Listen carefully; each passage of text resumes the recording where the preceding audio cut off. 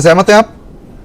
देखिए, ऐसा है कि शाहजहां शेख के ऊपर भी जब ईडी की कार्रवाई हो रही थी, जिसके बाद संदेश खाली वाला मामला पूरा निकल के आया था, तब भी इन लोगों ने ईडी की कार्रवाई के ऊपर में जो है वो प्रतिरोध किया था, उनको मारा पीटा, उनके ऊपर में हथियार का इस्तेमाल किया। तो इस तरीके से पश्चिम बंगाल में नई बात नहीं है। पश्चिम बंगाल को आदत हो गई है ममता बनर्जी के मार्गदर्शन में कि कानून को कैसे तोड़ा जाए। ममता बनर्जी हमेशा से इस तरीके से बातें रखती हैं, इस तरीके से बयान देती हैं, जो कि बताता है कि वो केंद्र के कानून को, केंद्र की योजनाओं को और किसी भी तरह से भारत के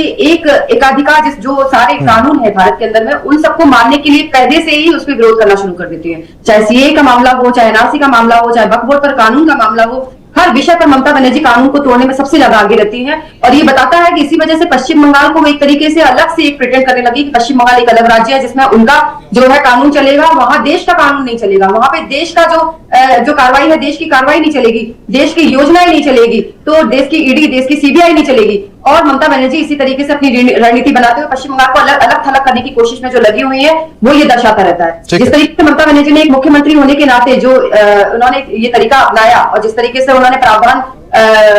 डाला, ये बताता है कि ममता बनर्जी कहीं ना कहीं कुछ ना कुछ ऐसी बहुत सारी चीजें जो छिपाने की कोशिश करी थी, जिसके लिए पश्चिम बंगाल आज पूरा गर्भ में जा रहा है। जिस तरीके से यहाँ पर सिंडिकेट की जो राजनीति हो रही है, जिस तरीके से यहाँ पे भ्रष्टाचार पूरा व्याप्त है, और शिक्षकों को जिस तरीके से रास्ते में उतरकर प्रतिवाद करना पड़ता है, डॉक्टरों को जिस तरीके से उतर के प्रतिवाद करना पड़ता है, क्योंकि यहाँ लॉ एंड कानून किसी तरीके का रहा नहीं है, केवल एक खास समुदाय को तृप्त करने के लिए जो यहाँ पे पॉलिसी बनाई जा रही है, ममता बनर्जी की सरकार जिस तरीके से राजनीति कर रही है, वही दर्शाता है कि ममता बनर्जी एक तरीके से पश्चिम बंगाल को अलग तरीके से एक राज्य के तरह से, एक देश की तरह से घोषित करने की कोशिश करती है कि वहां कहीं भी जो है केंद्र का कानून, केंद्र की योजनाएं, केंद्र का किसी तरीके की जो चीजें हैं वो नहीं चलेगी। ठीक है, और ये मुख्यमंत्री होने के नाते उनकी जिम्मेदारी है कि वो एक राज्य के अंदर में ये संदेश दे कि राज्य जो है वो उसमें कानून का जो निर्वाह होना चाहिए, लोगों को सहमति के साथ में देश के कानून और देश के प्रावधानों और देश की संस्थाओं का सम्मान करना चाहिए, जो उनके और उनके मंत्रियों के द्वारा लगातार तोड़ा जा रहा है, लगातार इस पर रन किया जा रहा है।